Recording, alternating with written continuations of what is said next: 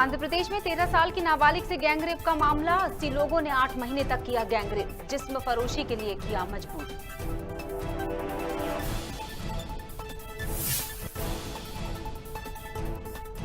खरगोन हिंसा पर मध्य प्रदेश के गृह मंत्री मिश्रा का बयान। कहा, गोली चलाने वाले आरोपी की हो चुकी है पहचान। दिल्ली दंगे पर भी दो टूक बोले गृह मंत्री।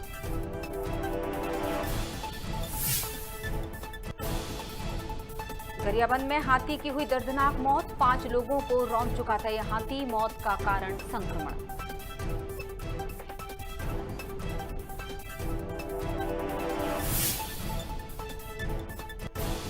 मनावर के कहार मोहल्ला के एक घर में गैस टंकी में लगी आग। आग में झुलस गए मां और बेटा, दोनों का इलाज जारी।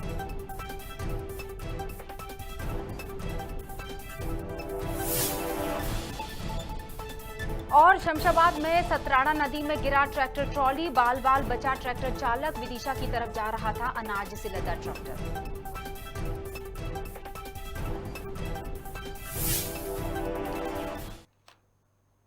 नमस्कार, आप देख रहे हैं खबर भारत। मैं हूं आपके साथ क्रांति प्रिया। बढ़ते हैं खबरों पर सिलसिलेवार तरीके से। पहली खबर आंध्र प्रदेश के गुंटूर से, जहां 13 साल की नाबालिग से गैंगरेप का दिल दहला देने वाला मामला सामने आया है।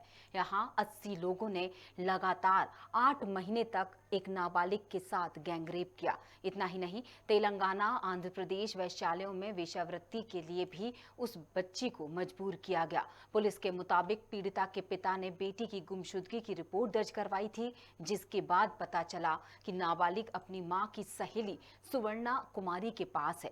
दरअसल मासूम की मां की मौत कोरोना के दौरान हो गई थी, जिसके बाद सहेली स्वर्णा पिता को बिना बताए नाबालिग को अपने साथ ले गई थी।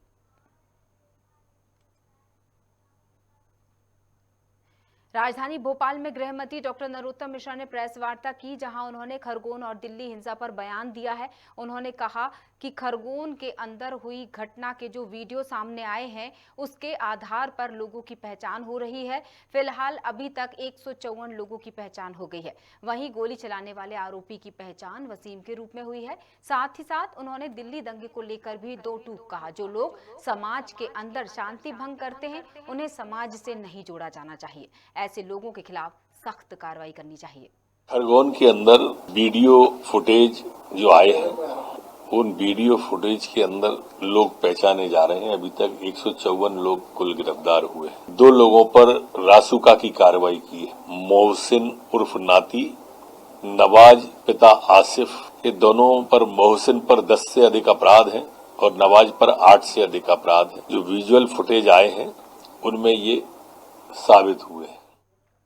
धमतरी जिले में आतंक मचाने वाली मादा हाथी की मौत हो गई है। आपको बता दें कि 3 दिन पहले ही इस मादा हाथी ने जिले में खूब उत्पात मचाया और 5 लोगों को रौंद कर उन्हें मौत की घाट उतार दिया था।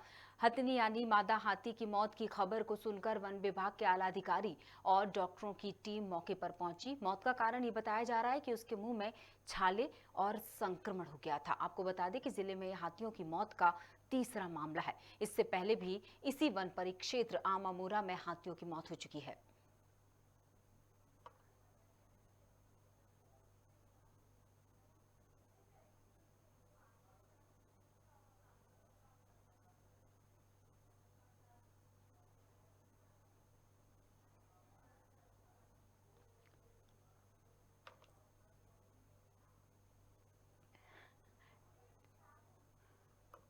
हमारे साथ हमारे संवाददाता जुड़ चुके हैं। हम उनसे चर्चा करेंगे गरियाबंद से खबर भारत के लिए। जिस तरह से चुनेश मामला आया है, मादा हाथी की मौत का छाले और संक्रमण कारण बताया गया है, लेकिन ये मामला तीसरा है। जी, मैं आपको बता देना चाहूंगा, ये जो हाथी है वो पिछले दिनों में धमतरी में काफी उत्पात मचाया है। इसमें एक 5 वर्षीय बालिका की भी मौत हुई थी। इसके साथ में 4 और मौतें हुई है। और ये जो है पिछले 3 दिन से ये गरियाबंद जिले में प्रवेश किया था और इसका कारण यही बताया जा रहा है कि मुंह में छाले हो गए और यूरिन जो ट्रैक होता है उसमें इन्फेक्शन का कारण बताया था। लेकिन यदि इस कारण को टाला भी जा सकता था, यदि विभाग जो है सतत निगरानी रखती तो इस जो घटना है उसको टाला जा सकता है। जी क्रांति में बिल्कुल। तो कहाँ चूक हो गई? क्या वन विभाग अलर्ट मोड पर नहीं था जब 5 लोगों को इस मादा हाथी ने कुचल दिया था? हम देख पा रहे हैं तस्वीरों में हाथियों की संख्या अभी 2 नजर आ रही, तो क्या पूरा हाथियों का दल है? जी जी, मैं बता देना चाहूंगा कि अलग अलग तरह से यहाँ पे 3 दल सक्रिय थे धमतरी जिले में, जिसमें से ये जो मादा हाथी है वो धमतरी जिले से निकल कर गरियाबंद जिले में प्रवेश की थी और उसी दौरान इस मादा हाथी की मौत हुई थी। और ये कहीं ना कहीं ये विभागीय लापरवाही है जो सतत निगरानी नहीं बरत सकी और उन्हीं लापरवाही का कारण है जो ये मादा हाथी की मौत हो चुकी है। जी जी बिल्कुल। फिलहाल वर्तमान स्थिति क्या कह रही है, वन विभाग की तरफ से क्या जानकारी मिली है? क्योंकि 5 लोगों को अब तक मौत की नींद सो चुके हैं वे 5 लोग, आगे ऐसी घटना ना हो इसके साथ ही हाथी भी जो है उनकी भी सुरक्षा, उन्हें भी सुरक्षा के नजरिए से रखते हुए और उन्हें सुरक्षित स्थान पर पहुंचाया जाए, ये भी वन विभाग की जिम्मेदारी है। जी बिल्कुल, ये वन विभाग की बहुत बड़ी जिम्मेदारी है जिसमें कहीं ना कहीं जो धरातल पे काम करने वाले अधिकारी और उनके जो बीट गार्ड होते हैं उनकी बहुत बड़ी भूमिका होती है, लेकिन इन्हीं जो अधिकारी हैं उनके जो नेतृत्व है उनका निर्देशन सही नहीं हो पाता या कहीं ना कहीं इनकी एक लापरवाही पूर्ण जो है दिखाई देती है, जिसका कारण है कि कहीं ना कहीं हाथी को मौत हो जाती है और इसके अलावा गरियाबंद जिले में 5 और हाथियों की मौत हो जाती है, जो कि एक बड़ा ही सवालिया निशाना है विभाग के ऊपर। जी बिल्कुल सही। चलिए, तमाम जानकारी के लिए बहुत बहुत शुक्रिया चुनेश।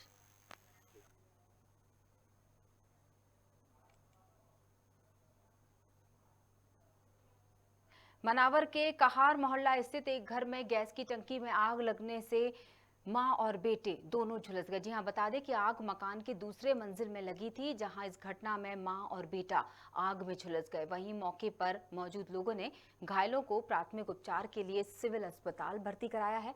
साथ ही ये जानकारी भी मिली है कि घटनास्थल पर पुलिस समय पर पहुंच गई थी। फायर कर्मियों ने कड़ी मशक्कत की, जिसके बाद आग पर काबू पाया गया।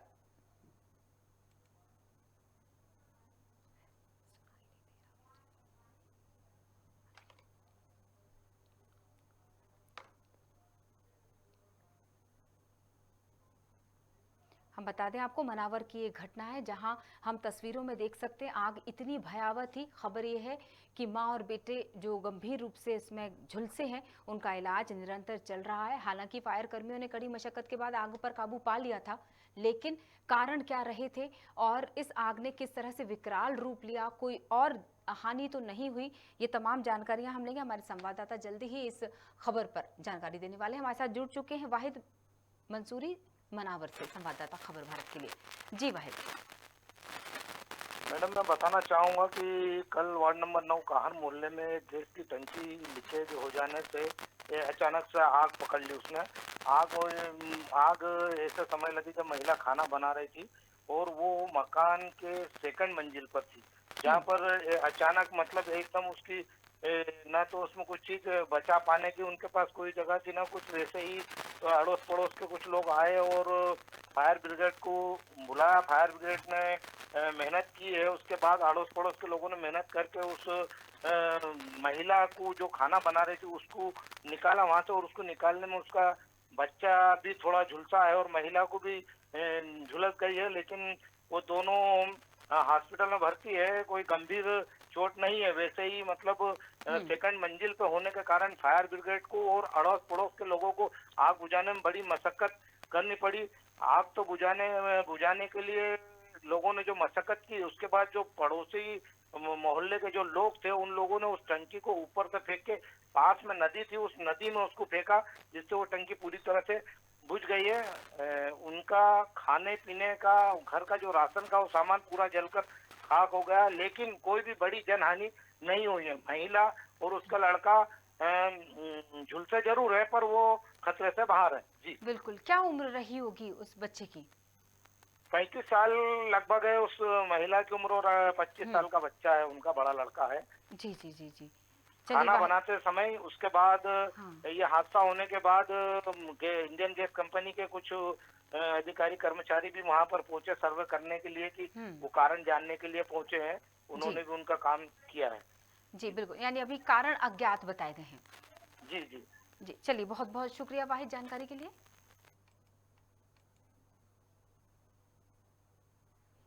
शमशाबाद में अनियंत्रित होकर ट्रैक्टर ट्रॉली सतराड़ा नदी में गिर गई, जिसमें वाहन चालक बाल बाल बच गया। बता दें कि अनाज से लदा ट्रैक्टर विदिशा की तरफ जा रहा था और अनियंत्रित होकर 10 फीट गहरे पानी में गिर गया।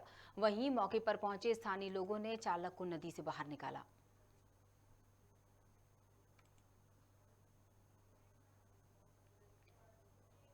स्वच्छता के क्षेत्र में इंदौर ने एक बार फिर कीर्तिमान रचा है। गुजरात के सूरत में आयोजित India smart cities award contest में इंदौर को अलग अलग 6 कैटेगरी में अवार्ड मिले हैं। इसी के साथ मध्य प्रदेश ने स्टेट अवार्ड में दूसरा स्थान हासिल कर लिया। सूरत में आयोजित कार्यक्रम में निगम आयुक्त प्रतिभा पाल ने अवार्ड ग्रहण किया। अवार्ड लेने के बाद इंदौर पहुंची प्रतिभा पाल ने इस सफलता का श्रेय शहर की जनता को दिया है। इंदौर को स्मार्ट सिटी के नेशनल कॉन्क्लेव में 6 अवार्ड प्राप्त हुए हैं और ये अवार्ड अलग अलग कैटेगरीज में हैं, जिसमें स्मार्ट सिटी के जो प्रोजेक्ट्स हैं जिसमें 56 दुकान, हेरिटेज कंजर्वेशन में राजवाड़ा, गोपाल मंदिर का काम, छतरियों का जीर्णोद्धार, ये सब लिए गए हैं। ऐसे ही कार्बन क्रेडिट मैकेनिज्म को बेस्ट इनोवेशन का अवार्ड मिला है।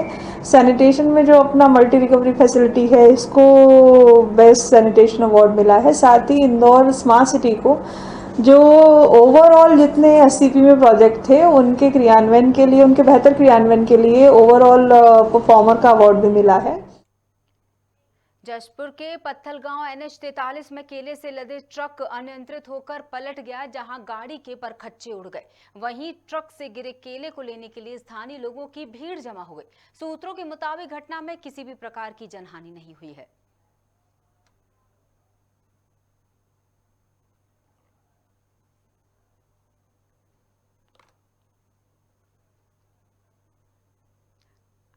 ये खबर जसपुर से, जहां ट्रैक्टर में केले के जो रैकेट वो दिख रहे हैं हमें, कैरेट जो रखे हुए थे उसमें केला जो अनियंत्रित होकर ट्रक गिरा, उसमें से गिरे रैकेट और जिसमें केले थे। लेकिन आश्चर्य की बात कि उस सामान को लूटने के लिए, यानी केले को हथियाने के लिए या केले को उठाने के लिए स्थानीय लोगों की भीड़ जमा हो गई। जबकि वाहन चालक का क्या हुआ, उसमें कितने लोग थे, इसकी कोई खोज खबर नहीं है। और इस पर हम जानकारी ले लेते हैं। हमारे साथ जशपुर से हमारे संवाददाता अभिषेक शुक्ला फोन लाइन पर जुड़ चुके हैं। जी अभिषेक, क्या खबर है? सबसे पहले तो ये कि वाहन में जो वाहन चालक थे या और साथ में साथी भी होते हैं कई बार वाहन चालक के साथ, तो उन लोगों का क्या हुआ? वो सुरक्षित है नहीं, या ट्रैक्टर की स्थिति तो हम देख पा रहे हैं तस्वीरों में। यह बता दूं कि पत्थलगांव से महज 7 किलोमीटर दूर स्थित NH 43 में एक अनियंत्रित गाड़ी था जो केला से लदी थी और वो झारखंड की तरफ जा रही थी। इसी बीच अनियंत्रित होकर दुर्घटनाग्रस्त हो गई और खाई में जाकर जा गिरी, जिससे उनका गाड़ी हुई या जो गाड़ी पर सवार जो चालक था से बाल बच गया, जो कूद के अपना जान बचाया। जी अभिषेक, क्या नुकसान, कितने नुकसान की आशंका? क्योंकि हालांकि स्थानीय लोगों ने इस केले को लूटने की कोशिश की, देखा जाए तो माल काफी ज्यादा था ट्रक में भरा हुआ, और फिलहाल तो स्थिति ऐसी नहीं नजर आ रही। क्या था पूरा मामला, मतलब किस तरह की स्थिति ऐसी बन गई थी वहां पर? लाखों रुपए का केला लोड था जो गाड़ी पलटने के बाद यहाँ का स्थानीय ग्राम हुजूम उमर पर आया, जिसके बाद केला लूटने की स्थिति बन गई और जहाँ तक कुछ लोगों ने यहाँ पर केला भी लूट लिया है और जो चालक है वो घायल की स्थिति में था, वहीं पड़ा रहा घंटों तक। उसके बाद केला लूटने की वारदात हुई है और देखा जा रहा है कि गाड़ी पूरी तरह क्षतिग्रस्त हुई है। केला जो लोड हुआ था वो भी पूरा क्षतिग्रस्त हो गया है और गाड़ी के परखच्चे उड़ गए हैं। जी बहुत बहुत शुक्रिया अभिषेक जानकारी के लिए।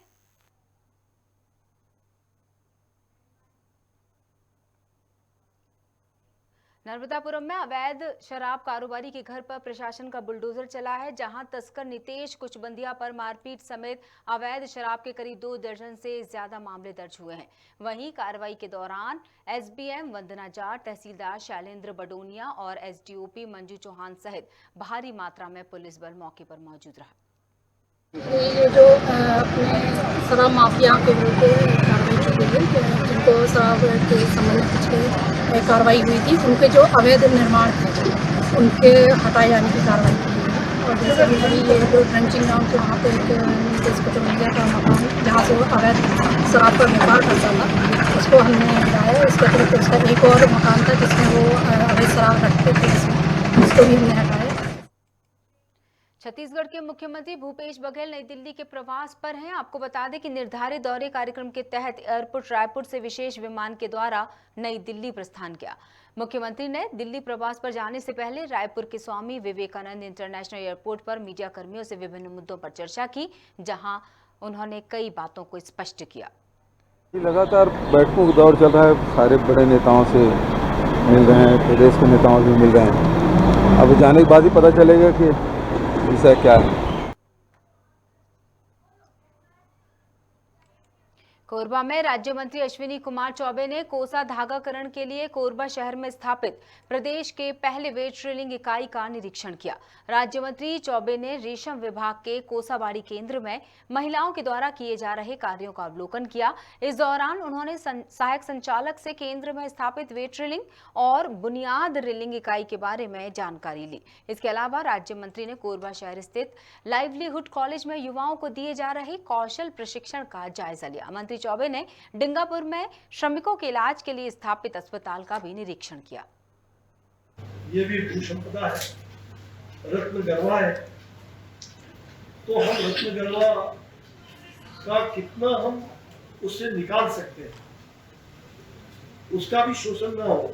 हमारी माता है, जननी जन्मभूमिश्च स्वर्गादपि जननी, तो ये महान रत्न गरवा माता, भारत माता, और हमारे पास में जो वन संपदा है, हम वन संपदा को भी बचा के रखें, और वन संपदा का जो भी विभाग हमारा खनन में जाता है।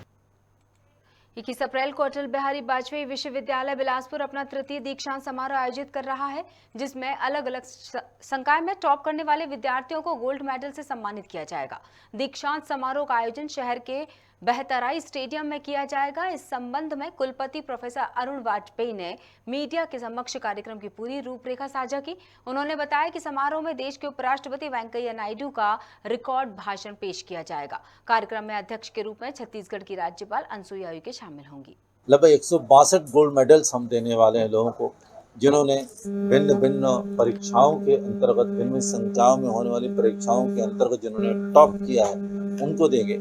उन दानदाताओं को भी मैं प्रणाम करता हूं, अभिनंदन करता हूं, धन्यवाद देता हूं, जिन्होंने इंस्टीट्यूट किए हैं गोल्ड मेडल्स हमारे विद्यार्थियों के लिए। और 10 संकायों के अंतर्गत 1,71,000 उपाधियां जो कि 2018, 19, 19-20 और 20-21 की हैं, उनकी एब्सेंस में हम उनको प्रदान करेंगे। इस प्रकार से जो दीक्षांत समारोह है, वो दीक्षांत समारोह का बहुत ही भव्यतापूर्वक, दिव्यतापूर्वक करने वाले। मध्य प्रदेश में सरकार ने मुख्यमंत्री तीर्थ दर्शन योजना को फिर से शुरू कर दिया है। इस योजना के शुरू होने से यात्रियों के चेहरे पर प्रसन्नता का भाव देखा गया। बता दें कि यात्रियों को लेकर एक बस सागर के लिए रवाना हुई, जहां से उन्हें ट्रेन के माध्यम से वाराणसी ले जाया गया। यहां कांग्रेस विधायक अजय टंडन और भारतीय जनता पार्टी के पूर्व अध्यक्ष नरेंद्र व्यास ने बस को हरी झंडी दिखाकर रवाना किया। इस दौरान विधायक टंडन ने मुख्यमंत्री शिवराज सिंह की प्रशंसा करते हुए कहा, कलेक्टर एस कृष्ण ने जिला प्रशासन की ओर से सभी यात्रियों की यात्रा मंगलमय हो ऐसी कामना भी की। तो हम लोग शुभकामनाएं देंगे और वह बढ़िया और स्वस्थ होकर लौटे। भीषण गर्मी है, लेकिन यह बस यहाँ से सागर जाएगी और सागर से इनका बाई ट्रेन इनको जाना है और 22 तारीख को इनकी वापसी है। इन सभी को शुभकामनाएं। उनसे बनारस जाने के लिए हम लोगों को यहाँ पे 50 लोगों का मिला हुआ है। तो लोगों ने जो शाही निर्देशों के तहत पूरी अपनी जो प्रोसेस होती है वो सब करके यहाँ से हम लोग पूरे लोगों को रवाना किया। बैरागढ़ की ग्राम पंचायत तुमड़ा में गेहूं तुलाई से नाराज किसानों ने हंगामा कर दिया। दरअसल स्लॉट बुकिंग के बाद किसान जब वेयर हाउस में तुलाई करवाने पहुंचे तो उन्हें सेवा सहकारी समिति के सदस्यों ने कहा कि किसी अन्य वेयर हाउस में जाइए, जबकि किसानों के पास किसी अन्य वेयर हाउस में कोई बुकिंग ही नहीं थी। ऐसे में करीब 3 दिन से जो किसान ट्रैक्टर ट्रॉली लेकर खड़े हैं, उनका गुस्सा आखिरकार फूट पड़ा। किसानों का कहना है कि उन्हें 2000 रुपए प्रतिदिन किराया देना पड़ रहा है। किसान के पास लिखित में कोई जानकारी नहीं है, इसकी भरपाई कौन करेगा? ट्राली सर यहाँ 5 दिन से लगी है। मैं किराए के टिकट ट्राली में भर के ला लाया हूँ। रोज मैं 1000 रुपये रोज दे रहा हूँ। 4-5 दिन हो गए, 5000 रुपये मैं दे चुका हूँ। 5000 रुपये मैं दे चुका हूँ। वो वहाँ जाने का मेरे से बोल रहा है 2000 रुपये और देना पड़ेगा किराए की ट्राली वाला। 2-3 एकड़ जमीन है सर मेरे पास। लगभग कितना गेहूँ है आपका? मेरा सर 1 ट्राली गेहूँ है। 1 ट्राली गेहूँ है। तो कितने दिन से खड़े हुए हो आप? सर मुझको 5 दिन हो गए यहाँ पे। कारण ये है कि पिछले 3 दिन से तो ट्राली रोड पे खड़ी, आज अचानक इन्हें कह दिया बंद कर दें, क्योंकि शासन का मतलब है कि किसान का एक दाना तोला जाए। ये प्रशासन की गलती है, इन्हें पूरी व्यवस्था नहीं करी गई है। अचानक इनको बोल दिया है कि अब दूसरे वेयर हाउस पे ले जाओ, जबकि पूरे किसानों का पंजीयन धनवंती वेयर हाउस के नाम से हुआ है। और आज किसानों को गुमराह कर रहे हैं कि आप रतनपुर में कोई एक बना हुआ है कलाखेड़ी में, उसमें जाइएगा। तो अब किसान कैसे जाएगा? 5-6 हज़ार रुपये उसका किराया लगेगा, 3 दिन से यहाँ खड़ी गई। ऊपर किसान तो बेहद परेशान है इस समय। महासमुंद जिले के पिथौरा के 15 आंगनबाड़ी केंद्रों के विद्युत कनेक्शन काट दिए गए हैं। बता दें कि आंगनबाड़ी केंद्रों के बिल जमा न होने से इन कनेक्शनों को काट दिया गया, जिसके कारण 3 से 5 साल के छोटे बच्चों को इस भीषण गर्मी में बिना पंखे के ही बौद्धिक शिक्षा लेने को मजबूर होना पड़ा। बहुत यहाँ पे गर्मी है, लाइट नहीं है, इसीलिए मेरी बच्ची आना नहीं चाहती स्कूल। पहले तो अच्छे से आती थी रोज स्कूल, अब मना करती। बहुत गर्मी है यहाँ पे। सर, जैसे कि सुपरवाइजर से मुझे पता चला कि एक दिन विद्युत के ऑफिसर्स आए, मतलब कर्मचारी आए, और पूरी नगर पंचायत का विद्युत काटे। उसी मैन्युफैक्चर हमारे आंगनबाड़ी केंद्रों का भी लाइट काट दिया गया है। गाड़ावारा में 21 अप्रैल को विकासखंड स्तरीय स्वास्थ्य मेला शहरी क्षेत्र में लगाए जाने की कवायद शुरू हो चुकी है, जबकि ये मेला नगर साईंखेड़ा में जाना था, जिसको लेकर स्वास्थ्य अधिकारियों पर प्रश्न चिन्ह लग गए हैं। कहा जा रहा है कि अधिकारी मुख्यमंत्री के दिशा निर्देशों की अनदेखी कर रहे हैं। वहीं इस मेले स्थल को बदलने पर नागरिकों ने नाराजगी भी जाहिर की। नागरिकों का कहना है कि इतनी महंगाई में आखिरकार हम इतनी दूरी कैसे तय करेंगे? हमें प्रशासन से इसका जवाब चाहिए।